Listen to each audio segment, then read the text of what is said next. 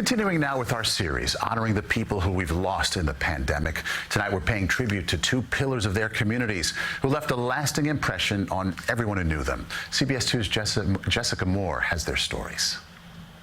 Clementine Bond was known as a kind, accepting woman whose generosity was unmatched. The 96-year-old mother of 8 and grandmother of 32 spent her entire life in Harlem, where her door was always open and the sounds of her playing the piano filled the hallways. Her grandson Christian says the world stopped at 7 p.m. as Clementine never missed an episode of Jeopardy! She was an accomplished angler and would outfish every man in her family during their trips to Montauk. Clementine valued ethics and morals above everything else and taught her family to do what was right, not what was easy.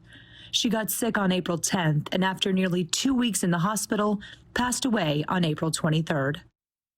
83-year-old Tony Caliendo is best described as quiet, gentle, bright, and above all, humble.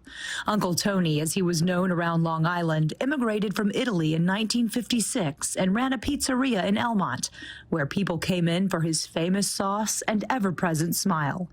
Tony's niece Pina calls him her second father and says she will never forget his smile, which she called the Caliendo mug. Pina says Uncle Tony was her encyclopedia long before Google. He was always reading, always learning, and lived for music, specifically opera. Uncle Tony was a real gentleman who never criticized and always encouraged people to just be themselves. Tony beat prostate cancer, so when he got sick on March 18th, his family hoped for the best.